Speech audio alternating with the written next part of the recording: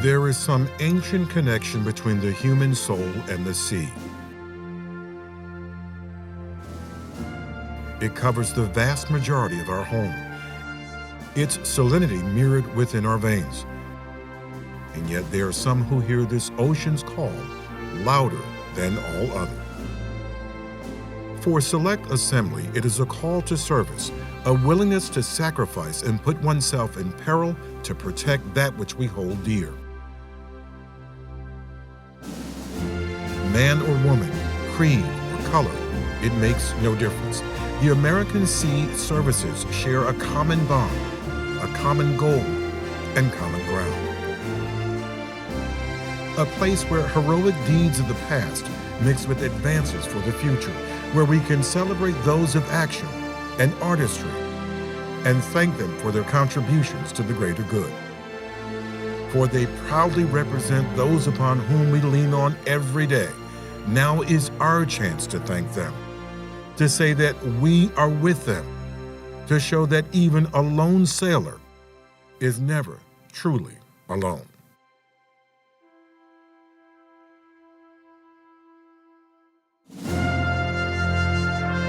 It's the 2020 Lone Sailor Awards.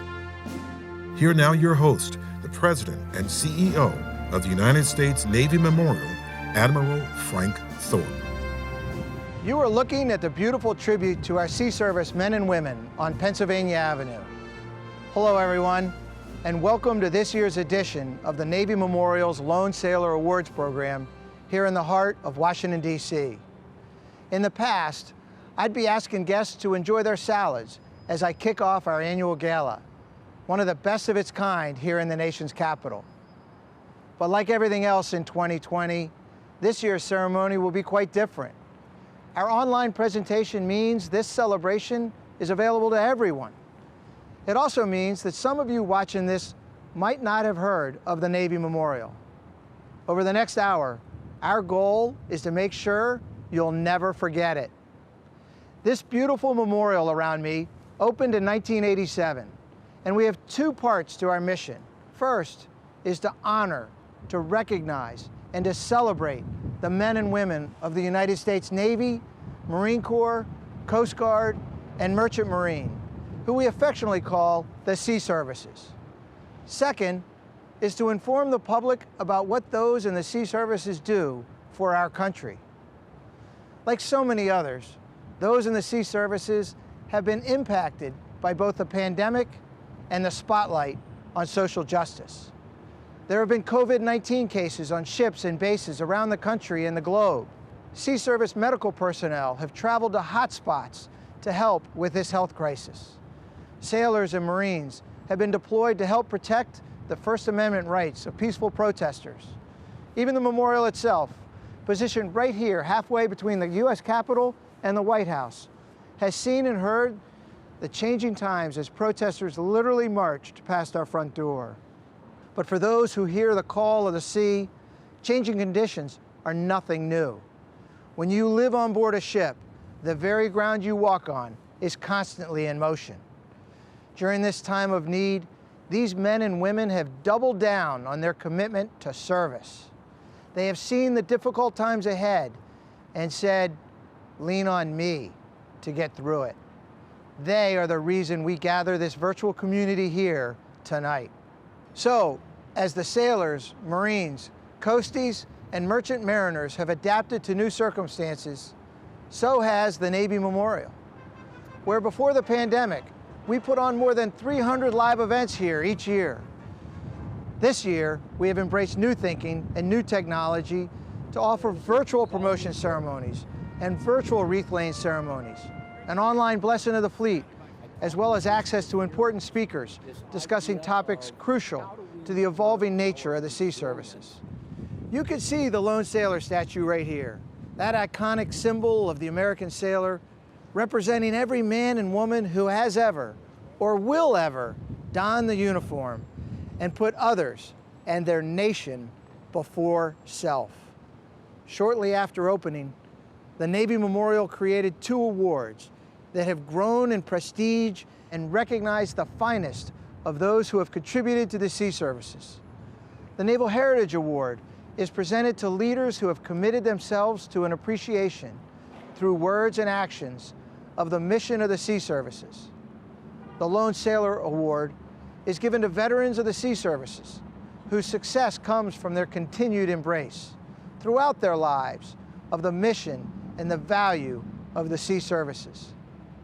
Past honorees of these awards include President Ronald Reagan, baseball great Yogi Berra, astronaut and oceanographer Catherine Sullivan, golf legend Arnold Palmer, Medal of Honor recipient Tom Hudner, the first Master Chief Petty Officer of the Navy, Del Black, and his bride, Ima, and FedEx founder Fred Smith, just to name a few. As well, you will also meet several more tonight, because this year, we honor two extraordinary people, Marine Corps General Jim Mattis, and the late, great, iconic musician, whose songs we all know, Mr. Bill Withers. We will hear their stories, celebrate their achievements, and further their legacies. We will also hear from the sea services, as well as those who helped make this memorial possible. And finally, you will get a front row seat to an all-star collection of award-winning musicians as they pay tribute to those who serve in the sea services with a musical performance you won't want to miss. But first, to give us an idea of what this special place means to our nation and to those in the sea services, it is my honor to introduce the chairman of the board of the United States Navy Memorial Foundation, Admiral John Harvey, Jr. Thank you very much, Frank. And let me first express my deepest appreciation to you and all the members of our Navy Memorial team who have risen to the challenge posed by this pandemic. Your performance has been simply superb, and I could not be prouder of what you and our team have accomplished under these most difficult circumstances. These are truly extraordinary times. So many people in our country face so many daunting challenges, and we are now living in a time when everyone's health and well-being depends not just on their own actions, but on the actions of those around them. We are truly all in this together. But in a very real sense, this type of situation is nothing new to members of the sea services. For on board ship, your safety absolutely depends on your shipmates. It is how we live, 24/7, 365. So it should be of no surprise to anyone that from the very start of this pandemic, our nation's sea services have continued to deploy around the globe, carrying out their mission from the Western Pacific to the Arabian Gulf, from the South Atlantic to the Arctic. As a matter of fact, this year, the aircraft carrier USS Dwight D. Eisenhower and the cruiser USS San Jacinto set a modern Navy record of more than 160 continuous days at sea. Our sailors, Marines, and Coast Guardsmen continue to stand the watch, 24/7, 365. And they stand their watch knowing that under the toughest of circumstances, during the hardest of times, when they really need a hand, they can depend on their shipmates. Just like the song says, you just call on me, brother, when you need a hand, for we all need somebody to lean on. And so it was on July 12th in the port of San Diego during the terrible fire on the USS Bonhomme Richard. For 5 days and nights, it was all hands on deck fighting that fire. It was sailors and firefighters from all over San Diego who came to the aid of their shipmates on the Bonhomme Richard to save the ship. It was our sailors, over 1,000 of them from other ships, who volunteered to go and fight the fires and support an exhausted crew. It was our sailors who formed firefighting and damage control teams led by Bonhomme Richard crew members and advanced into an inferno where the temperatures reached 1,200 degrees, the visibility was near zero, and they were threatened by recurring blast and reflashes in the very confined spaces. You just call on me, brother, when you need a hand. The call went out and it was answered. Just as our sailors, Marines, and Coast Guardsmen have always answered the call for over 244 years.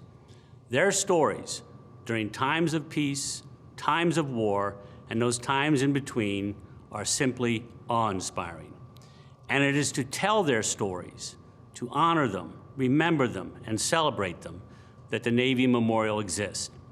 It is our mission, our only mission, and I consider it a sacred mission. We are so fortunate that here at the Navy Memorial, we all share a deep and abiding belief in that mission.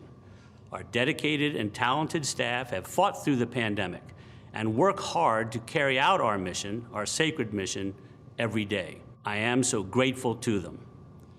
And our team is able to do what they do because of the truly extraordinary support of our sponsors and donors, large and small. It is their unstinting and unwavering support that has allowed the Navy Memorial to evolve with the times and expand its reach among the public. You can see the names of many of our largest donors here on the screen, but I would like to call special attention to some who, like the brave men and women who fought the fires on the Bonhomme Richard, go above and beyond the call. Our presenting sponsor, U.S. Money Reserve. Our gold level sponsors, CACI and USAA. And our silver level sponsors, Cal Water, Huntington Ingalls Industries, Northrop Grumman, and Navy Mutual Aid. And of course, all our other donors, members of the Navy Memorial Board of Directors and friends of the Navy Memorial from across this great country of ours. Thank you for your support. Without it, we simply could not do what we do. It is time now to present the first of our Lone Sailor Awards for 2020. Mr. Bill Weathers spent 9 years in our Navy, followed by 50 years in the hearts and souls of music lovers around the world. The deep sorrow of his passing this past March was felt far and wide throughout the nation. Here to help us honor this legendary sailor, musician, and shipmate of the world, please welcome his friend and fellow sailor, Mr. Claire Burrill. Thank you, Admiral Harvey. You're looking at an incredibly lucky man, because for the past 25 years, I've had the privilege to call Bill Withers my friend. I first met Bill in a professional capacity. I was an attorney in the entertainment business. Bill had already stepped away from his stardom at the height of his power, never to return and never to regret that move. In all of my years, I have never come across another creative soul who could have pulled that off. His intelligence and wit, his confidence and honesty made you want to be in his presence. And when he turned that smile on you, man, it made you feel like $1 million. One of the highlights of my career was at a deposition when Bill commented on the view from his home. I look to the left, I see the mountains. I look straight ahead, I see downtown LA. I look to the right, I see the Pacific Ocean. My favorite view is when it's cloudy. To which I said, you know what, Bill? That's my favorite view as well. Really? Sure. There ain't no sunshine. Bill smiled and said, are you sure you're an attorney? I could have up and died a happy man right then and there.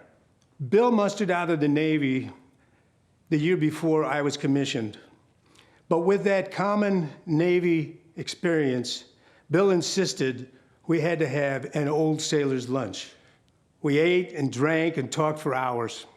Bill told me about the time he was stationed on Guam as an aircraft mechanic, and there was this rusting hulk of an old World War II airplane out at the end of this abandoned runway. And one day, as part of a prank, Bill was assigned to fix that unrepairable aircraft. Ignoring the snickering behind his back, Bill went to work. And several days later, the base commander looked out his window and he saw that rusting heap of an airplane taxiing down the runway with Bill at the controls and with a very specific type grin on his face.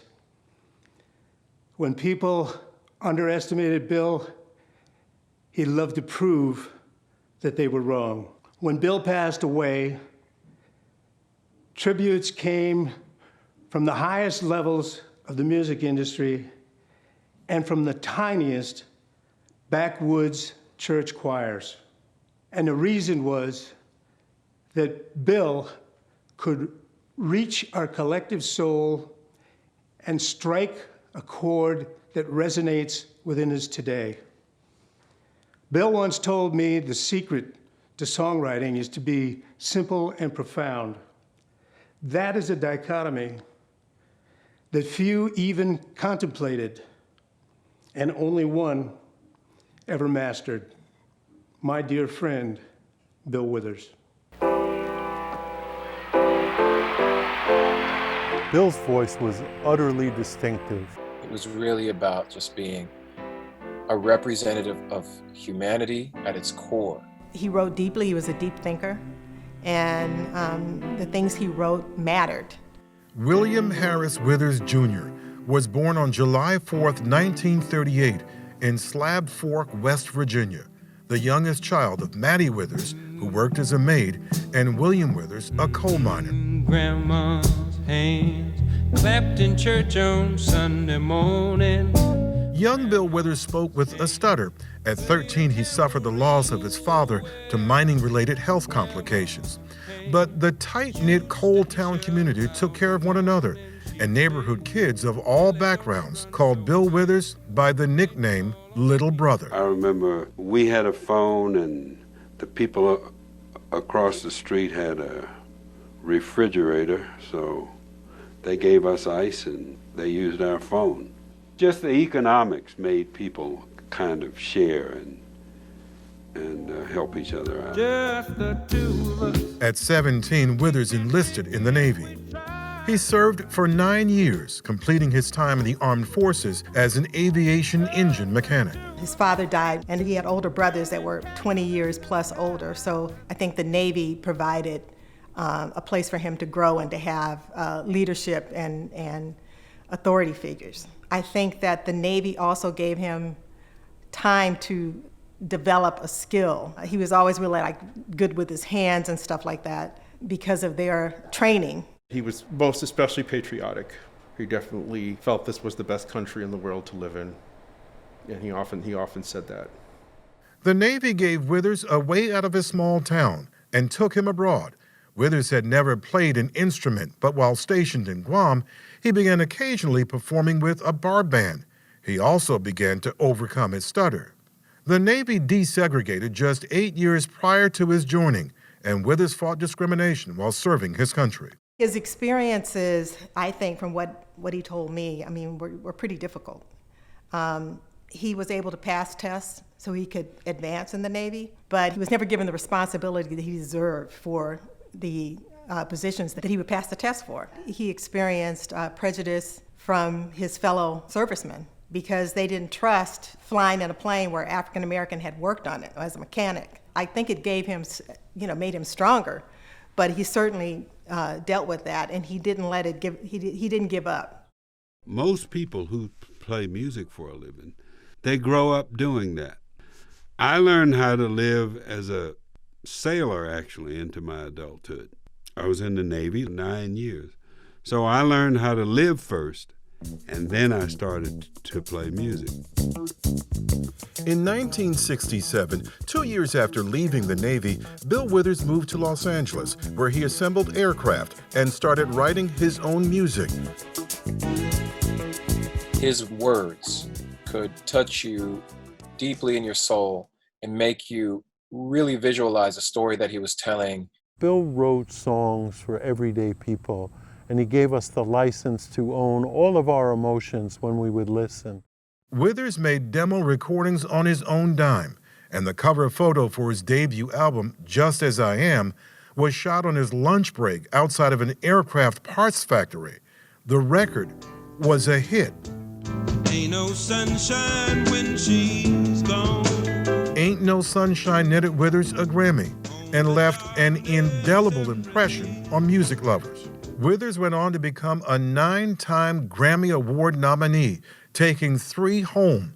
Hit songs like Just the Two of Us, Use Me, and Lovely Day topped the Billboard charts and have since transcended their era of music.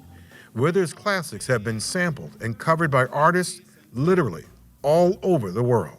A lot of people have been influenced by Bill Withers for sure. Jose James, Justin Timberlake. Sting, and Anthony Hamilton. They know the lyrics by heart because they've impacted them so heavily. Withers was inducted into the Rock and Roll, Songwriters, and West Virginia Music Halls of Fame. He received 3 honorary doctorates and supported the Stuttering Association for the Young and Food on Foot, a nonprofit that helps homeless and low-income members of the Los Angeles community. Having achieved great success, Bill chose to back away from the music business, still writing songs, but dedicating the majority of his time to his family, wife Marcia Withers, daughter Corey, a fellow musician, and son Todd. There was never a time when my father wasn't there, especially in the case of a problem. That was the first person you could always turn to. Lean on me.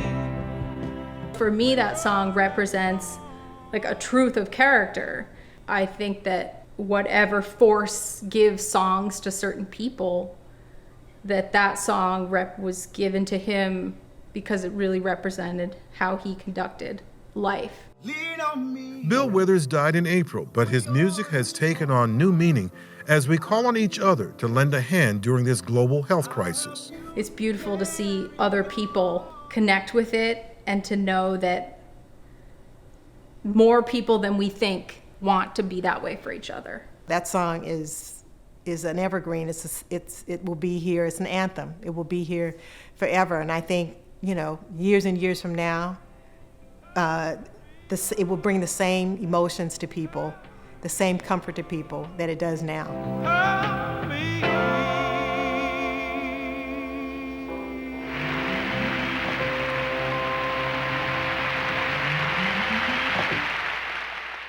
The U.S. Navy Memorial presents the 2020 Lone Sailor Award to Mr. Bill Withers.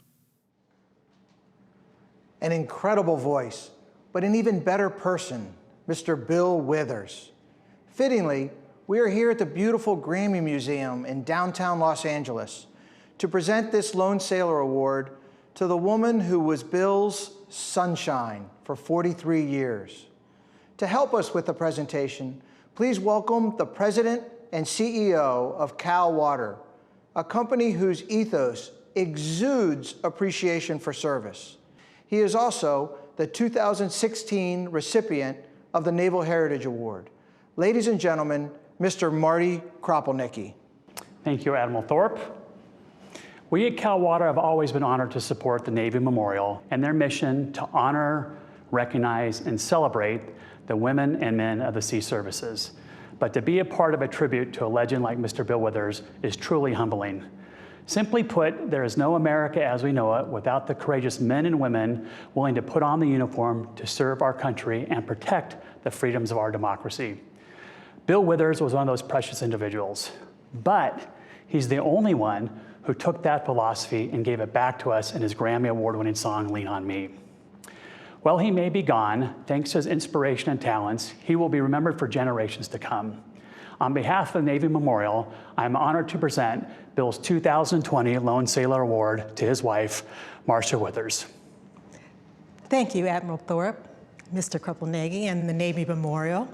This is such a tremendous honor, which Todd, Corey, and I humbly accept on Bill's behalf.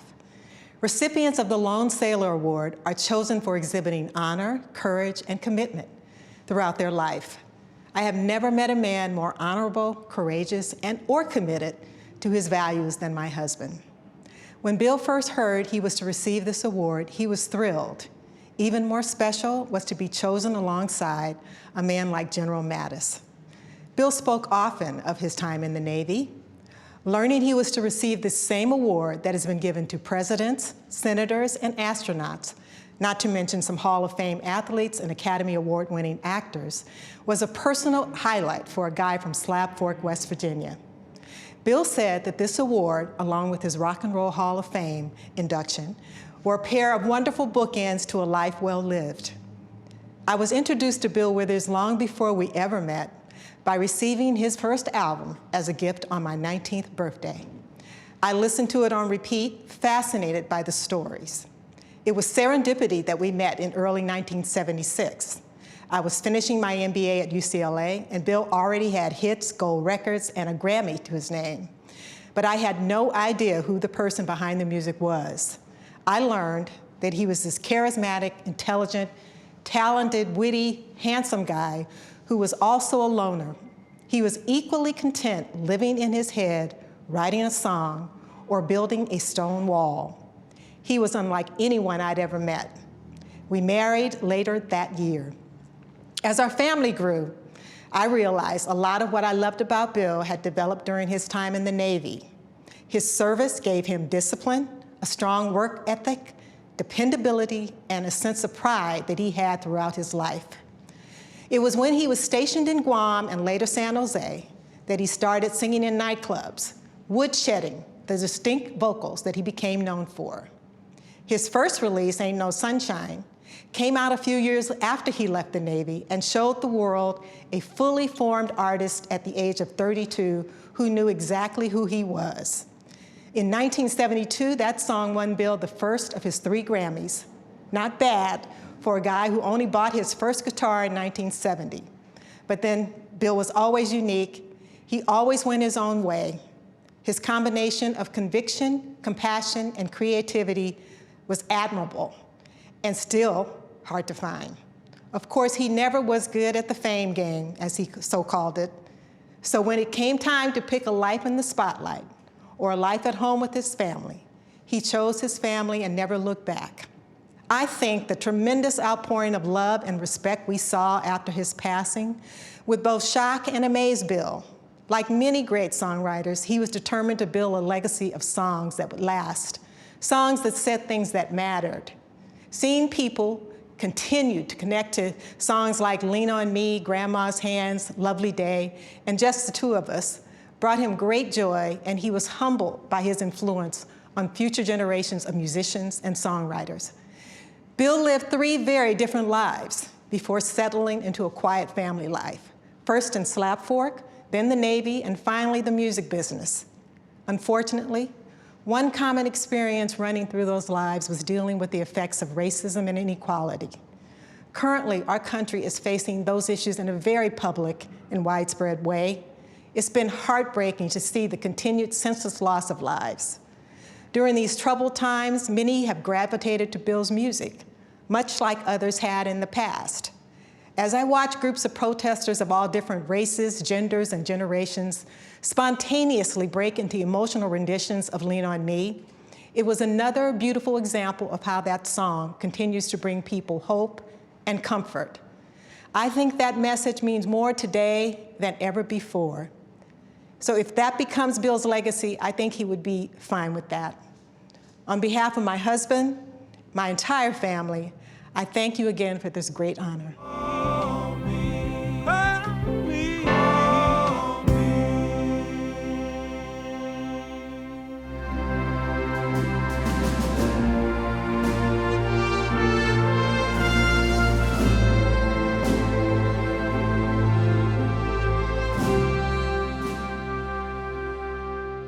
The Lone Sailor, a powerful symbol of the sacrifice of sea service personnel, past, present, and future.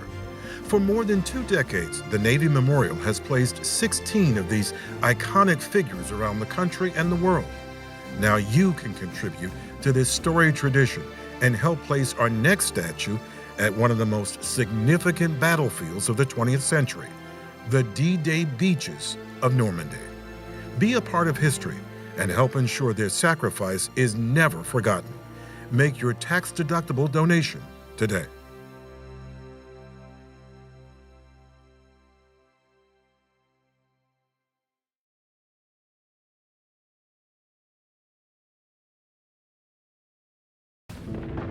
Most of us want to leave something for those we leave behind.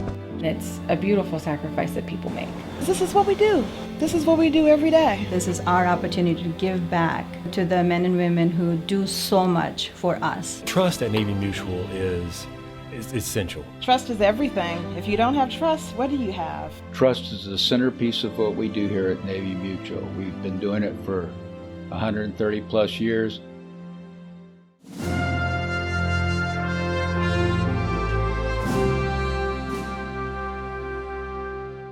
It is now my honor to introduce a person who's been involved with the Navy Memorial since before there was a Navy Memorial. Dr. Jack London is the chairman of the board of CACI and a Lone Sailor Award recipient in 2019. He is our colleague and our mentor, and we can think of no one better to speak on the significance of this memorial than Dr. London. Frank, thank you so much. Here's why I think the Navy Memorial is so important. Quite frankly, there's a serious role for the mission and the memorial, and that is to convey public appreciation to the men and women who serve in our fine sea services and have done so for so many decades. It is my humble opinion that the Navy Memorial is a true national treasure. It is truly an honor for me to have been part of that institution in an active duty sense back in the 1960s and early 70s. And I respect and appreciate the work that continues, that is being carried out by all these fine people today. And it's so important that we encourage them to fulfill their roles and obligations in the days and decades to come. There's nobody that's going to do this work, preserving the United States military services and the naval services, and express our appreciation other than us. So let us continue to think in terms of what's best for them and how to acknowledge their work and extend our appreciation.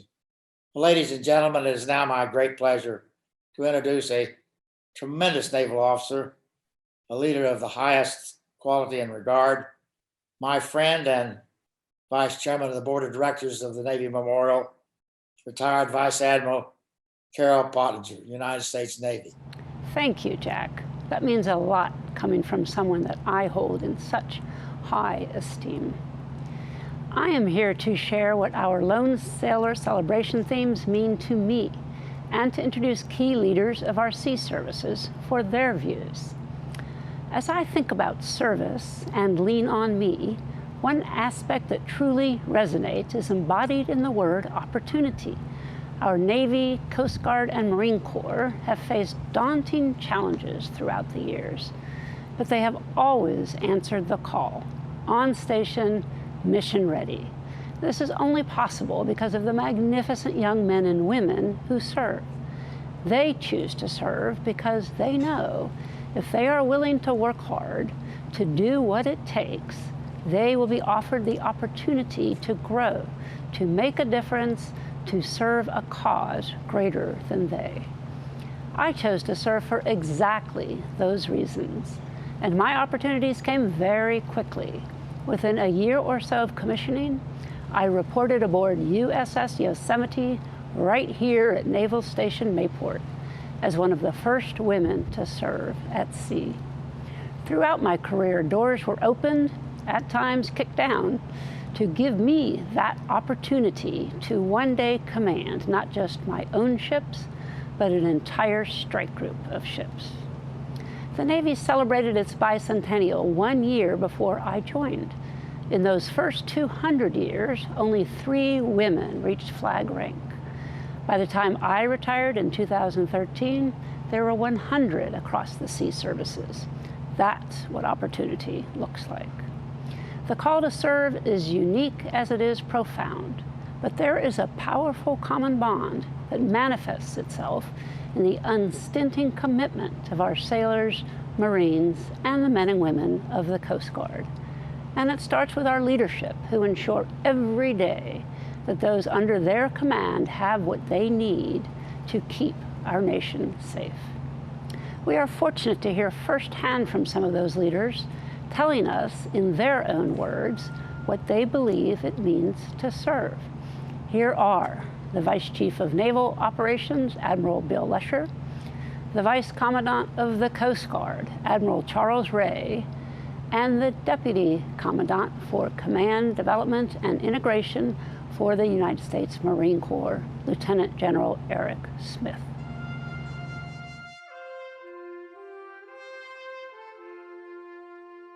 The thing that keeps me serving today is the quality of the people that I get to serve with, and then it is the missions that the Coast Guard does for our nation. My job, my service, is to set the conditions so those young people can do what they do. My days of going and rescuing people and arresting people and doing those things, I don't get much chances to get after that anymore. My chance is to let those young people set the conditions, get them the resources, get the things they need to succeed. Well, service pays back in that for the totality of my life until I joined, when I was commissioned at 21, someone was watching over me, providing an environment in which I could learn, grow, go to college, earn money. And that happened for 21 years for free for me.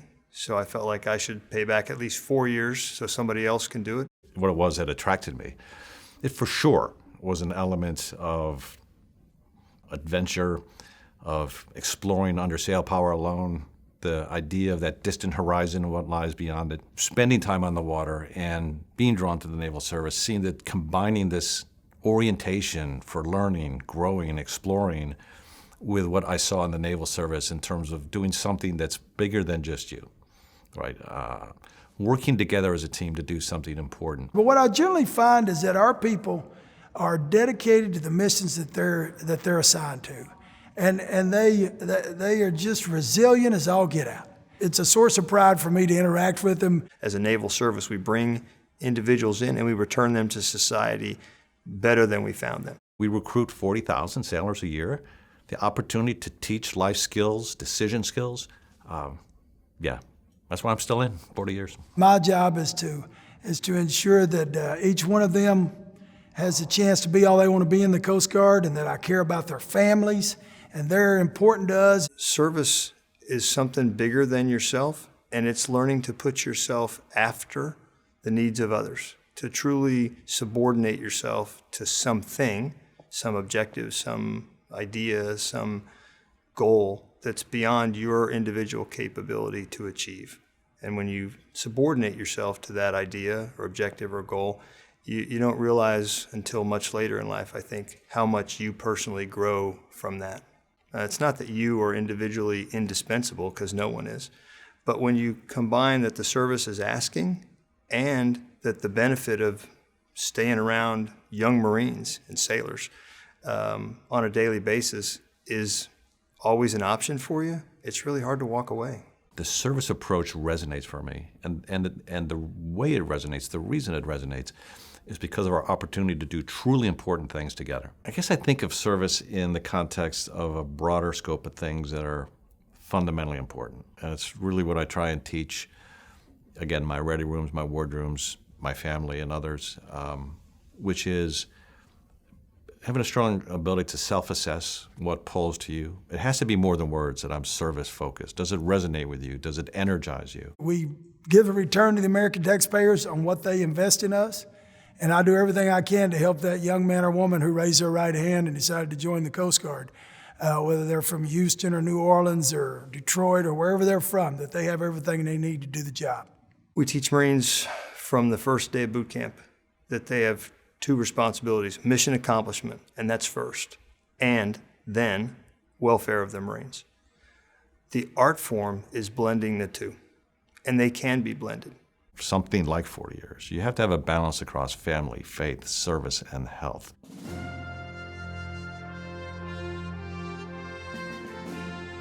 When you're saying goodbye to your family and you're leaving for months at a time, as you well know, and they're in an uncertain environment that this COVID has created, that's a tough deal. And our folks, they deal with that. What we learned with the TR and then rapidly scaled that out across our force to make changes into how we operate and to put in the protocols to keep COVID, bubble protections, et cetera. Our commandant says we have to fight through COVID because it's prep time, right? We're in prep time for the next fight in combat. And if you let this pandemic take you down, what are you going to do against an adversary? Marines are incredibly resilient, and they're also incredibly creative, and sometimes a little mischievous, but that's a good thing. What I've found is that our coasties are adaptive. So at our search and rescue units around the country, our marine inspection units, we figured out how to do that. Our air stations, And it works. And we're not immune to the child care challenges that are facing the country right now. And when I talk with our coasties about that, they work it out. We're always on duty. Right? Marines are always on duty, ready to fight. I absolutely believe in the power of differences driving us to perform in truly healthy ways. And so whether that's gender diversity, ethnic diversity, professional diversity, international diversity, all of those things drive us to be really superb at what we do. The center of gravity of the U.S. Coast Guard are our people. And we are blessed to get some of the smartest, most motivated people from all around this country. Teams that are more diverse operate better, they're more effective. That's just a fact. It's an easy concept that seems sometimes so difficult for people to grasp. If you look at problems, operational problems, and we have a lot of different operational scenarios from different perspectives, then you're generally going to have better solutions. They've got to believe that the Coast Guard is a place where they'll have a chance to be everything they want to be. And so we've got to have a service that's very inclusive. If a segment of society doesn't see themselves in your organization because they don't see a pathway forward for themselves, whether they be a minority or a woman, it doesn't matter based on gender or race. If they can't see themselves excelling in your organization, they won't come to your organization, and you will lose access to that talent pool. That's not sustainable. You can't be the world's finest fighting force unless you recruit talent from the world's finest country, which is America, and the totality of that 330 million populace. That's why inclusion, diversity matters. We've got a critical mass of women now that are doing great things in the Coast Guard. We're not exactly where we need to be, but our Coast Guard Academy was this year's class approaching 40% women. Because of our variety of mission sets, we attract a lot of young people. They're interested in the environment. They're interested in law enforcement.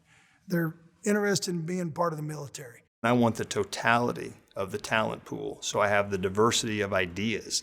That's key. You know, the murder of George Floyd was a tragic trigger, really, to drive increased awareness and action and sense of urgency for action across respect, empathy, accountability for sure, and opportunity are things that we are looking to get after, and not just in a short-term way.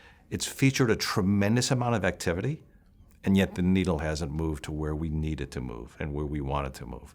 So we will use the skills of the Task Force One Navy to accelerate outcomes on these dimensions, and then put in place the structure to continue to drive that and to keep it to the forefront until we actually move the needles in terms of those broader outcomes.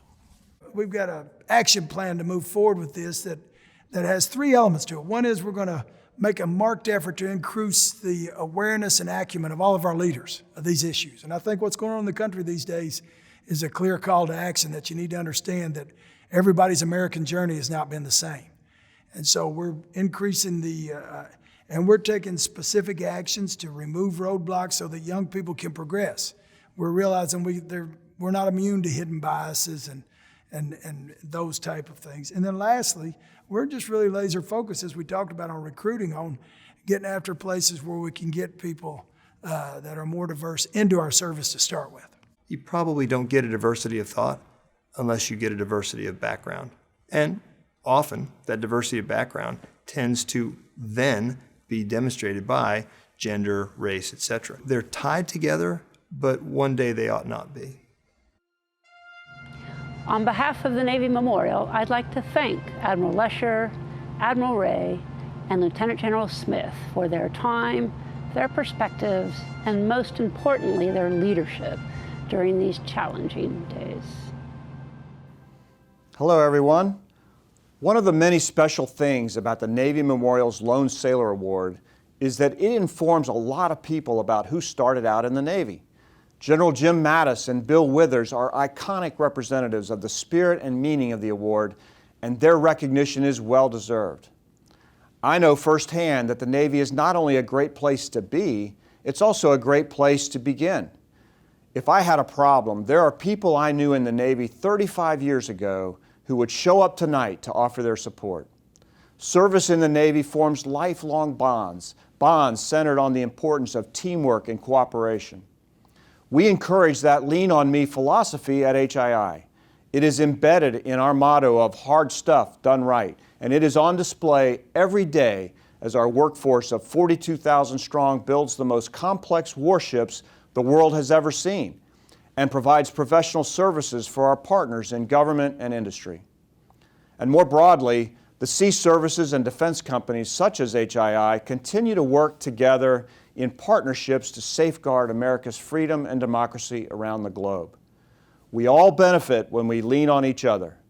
Thank you. Where is possible?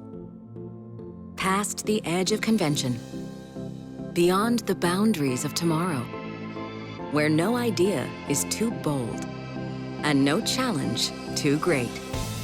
It's here where we break free from what is to what could be. Because defining the future is impossible until it's not.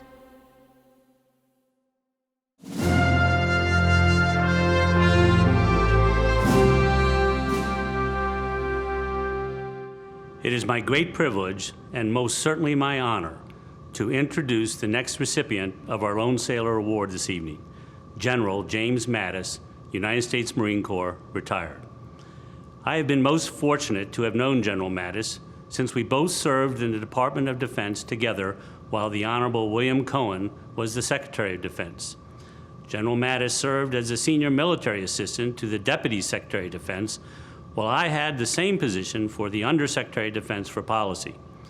In those positions, our paths crossed almost daily, and when they did, it was always rewarding, usually entertaining, and sometimes quite adventurous.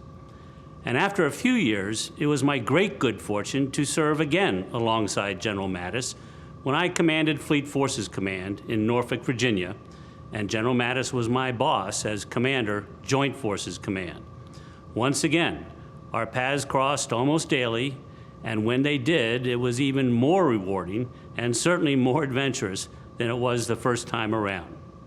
And what made the experience so rewarding was that I got to see his exceptional gift for command up close and personal. It was a gift years in the making, a truly unique combination of a warrior's fighting spirit and a scholar's penetrating intellect, and based upon a rock-solid foundation of deep respect for the humanity and dignity of those he was so privileged to command.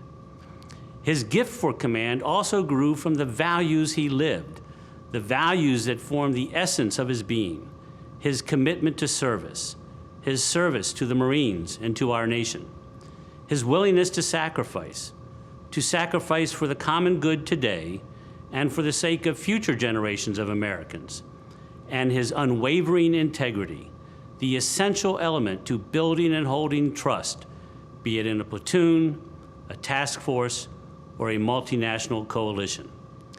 In his 4 decades of service with the Marines, General Mattis exercised his gift for command at every level, from an infantry rifle platoon to a Marine expeditionary force, and often in combat.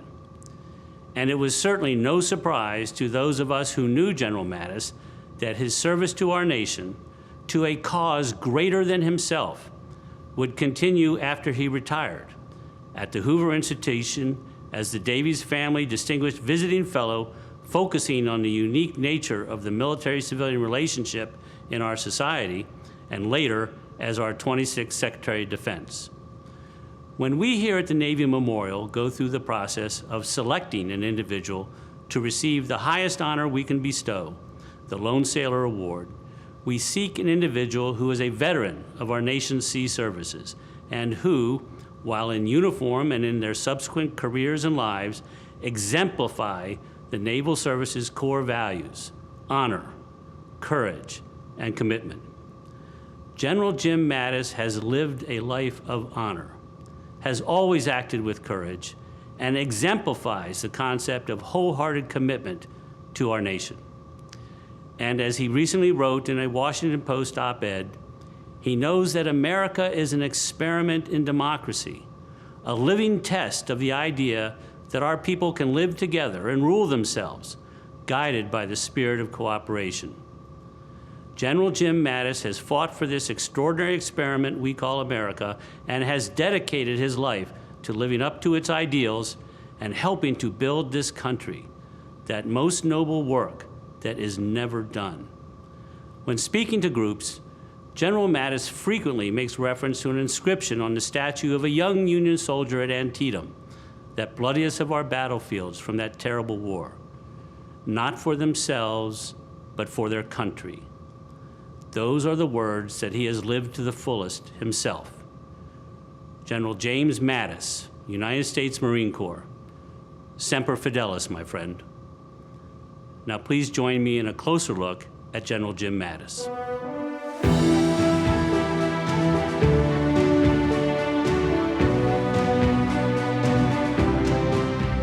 After nearly 50 years of military and civilian service, General James Mattis is one of the most decorated leaders in the United States, having been awarded honors not just from the U.S., but from our allies throughout the world. But it is more than the medals that earned Mattis the respect and admiration of the men and women he commanded. It is his sense of duty, loyalty, and thinking that exemplified Mattis's career. Mattis enlisted in the Marines while enrolled in Central Washington University's ROTC program, joining at the tail end of the Vietnam War. As a young second lieutenant, Mattis had his eye on a long career in the Marines. From an early age, he was a voracious reader, becoming a student of military history and culture. That prepared him for his future role as one of our nation's great military leaders. And his worldview was shaped by the perceived failures of the military in Vietnam, as public support for the war dwindled. It was his experience at the end of that war that led Mattis to espouse the importance of military brainpower as much as a military might.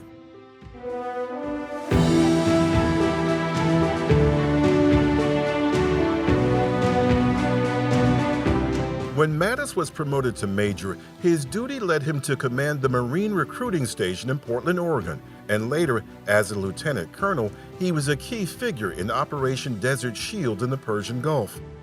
Over time, he developed a knack for navigating the tough social restrictions that the Saudis imposed on the American station there. It was a tact that was as much diplomatic as it was military. During his 5-decade career, Mattis commanded forces in the Persian Gulf, Afghanistan, and Iraq, culminating in the invasion of Iraq and the overthrow of Saddam Hussein. For the war in Afghanistan, Mattis, a Marine, was chosen to lead a Naval Expeditionary Task Force, Task Force 58, 2 amphibious readiness groups, and thousands of Marines. As a landlocked country, Afghanistan posed a problem for an amphibious force. So Mattis again used his negotiating skills to successfully arrange a secret pact with Pakistan to provide landing beaches and an airstrip. In 2007, he became leader of the U.S. Joint Forces Command and NATO's Supreme Allied Commander. Earning bipartisan support, Mattis was chosen by former President Obama to lead the U.S. Central Command, and in 2017, Mattis was named to his highest civilian position, Secretary of Defense, by President Trump.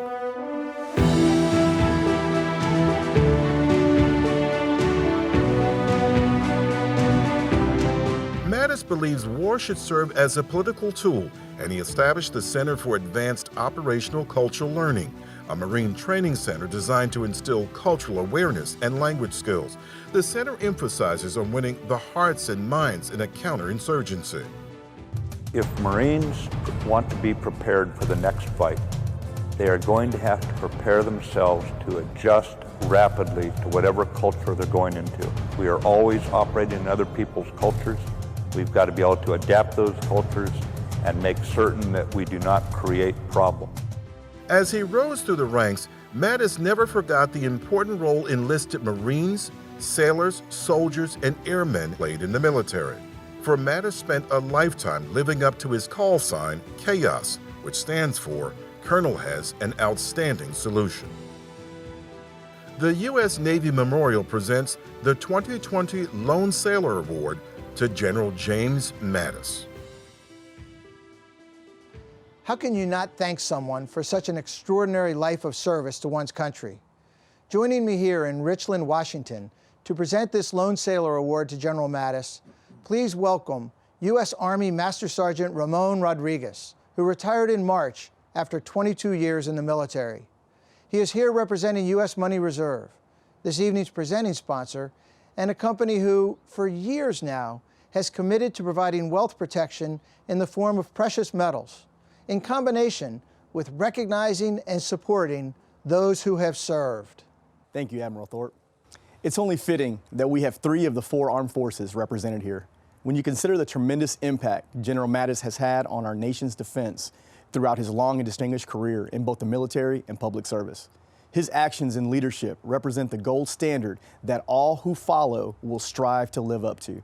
We at the U.S. Money Reserve have always been ardent supporters of those who put on the uniform to help protect everything this country holds dear. And we are honored to present the 2020 Lone Sailor Award on behalf of the Navy Memorial to General James Mattis. Well, thank you, Soldier. Thank you, Admiral. And my thanks to the Navy Memorial and your Board of Directors for this honor. I am grateful, even humbled, to be recognized at the same event as Mr. Bill Withers with the Lone Sailor Award. It was the naval service that shaped me. I'm an average Marine, and that's no false modesty, because the average sailor, Coast Guardsman, or Marine is a darn good man or woman. Every one of us in the naval service knows how fortunate we are to serve in such strong company, alongside devoted patriots, shipmates all. Ernest Hemingway knew a thing or two about fighting, and he put it in his own words when he said that when the chips were down, he would rather have a Marine beside him than anything else in the world. In my case, it was the Vietnam generation of Marines and sailors who formed me, prepared me for challenges I could have never anticipated.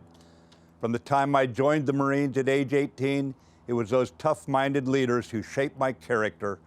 It was the foundation they laid on which I built my future, and it was those critical, uncompromising officers, non-commissioned officers, and petty officers' example of service, their stoic, unrelenting commitment to the mission, and the unforgiving maritime environment we sea services know so well, and that sharpened me.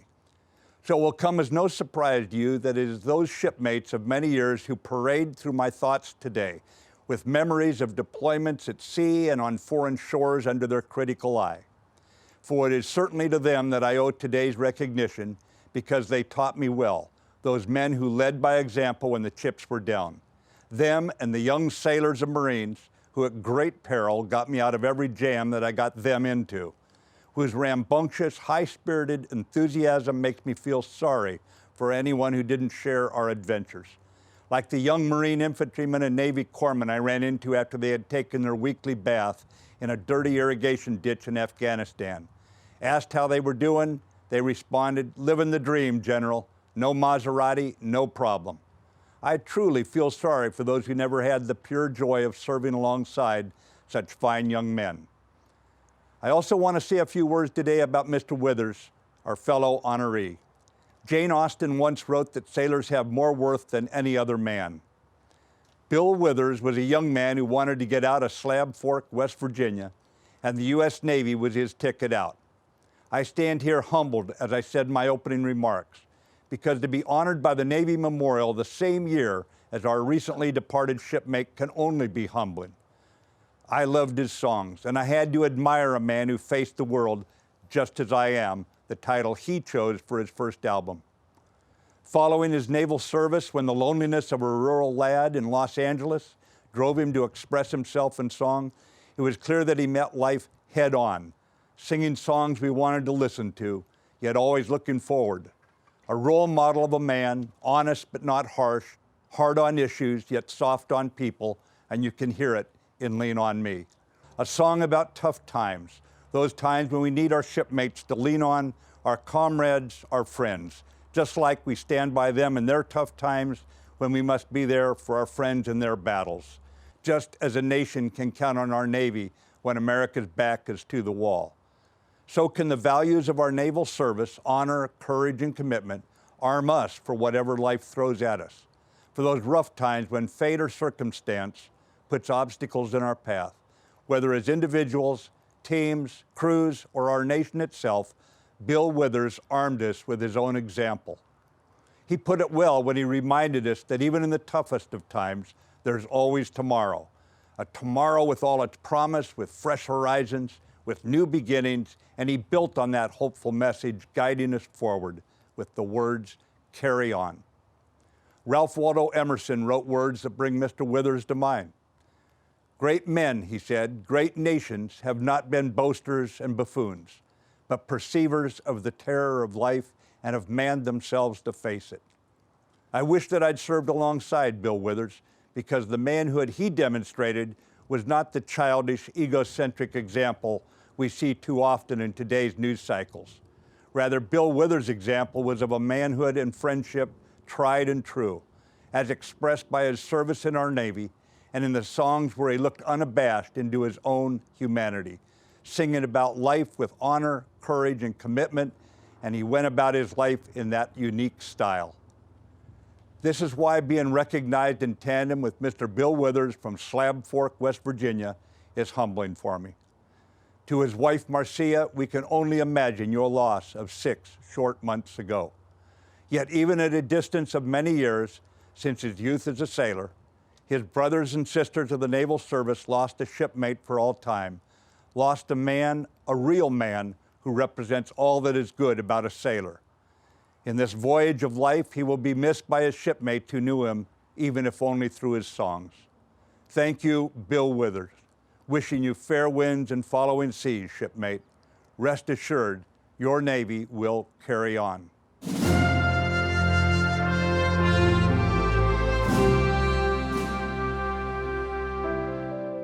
Hello, I'm Jim Searing, a proud Naval Academy grad, 32-year sailor, and now president of USAA's Property and Casualty Company.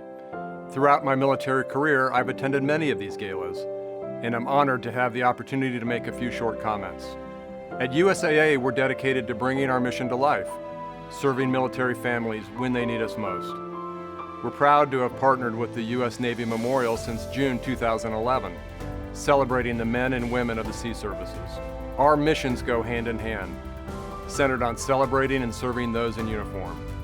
We at USAA join everyone in honoring, recognizing, and celebrating the great singer, songwriter, and sailor, Bill Withers, along with the great Marine and leader, General Mattis. I had the opportunity to serve while General Mattis was still in uniform. In the words of Bill Withers, I can attest that our great military and country leaned on him in and out of uniform. Please join me in honoring these great heroes. Now we have a big surprise for you. I'd like to hand it off to Admiral Thorpe to share more. Thank you, Admiral Searing. So that is our program. On behalf of everyone at the Navy Memorial, congratulations once again to our honorees, and a heartfelt thank you. Thank you to all of our generous sponsors. And now, with a little help from some award-winning recording artists, we leave you with a musical tribute to all members of the sea services, all of the men and women who have taken Mr. Bill Withers' famous song to heart and allowed a nation to lean on them. Thanks for watching. Until next time, fair winds and following seas from the U.S. Navy Memorial's Lone Sailor Awards.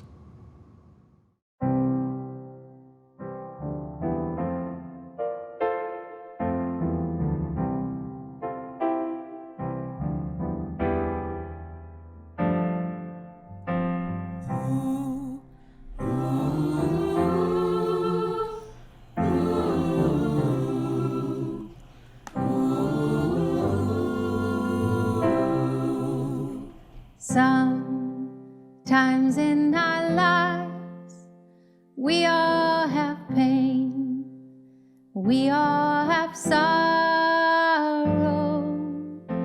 but if we are wise, we know that there's always tomorrow. Lean on me when you're not strong. I'll be your friend. I'll help you carry on, for it won't be long till I'm gonna need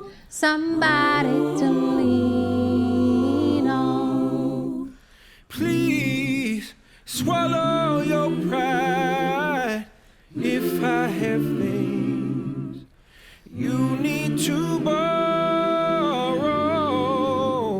for no one can feel those of your needs that you won't let show. You just call on me, brother, when you need a hand. We all need somebody to lean on. I just might have a problem that you'll understand. We all need somebody to lean on. Lean on me when you're not strong, and I'll be your friend. I'll help you carry on. It won't be long.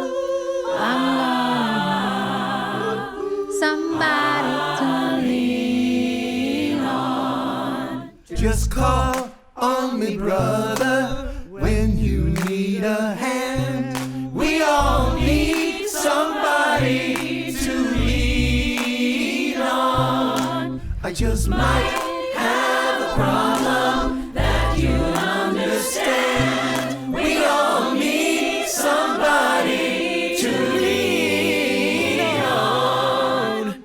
If there is a load you have to bear that you can't carry, I'm right up the road. I'll share your load if you just call me. So just call me when you need a friend. Call me. Oh, baby, now call me when you need a friend. Call me. Baby, now call me when you need a friend. Call me.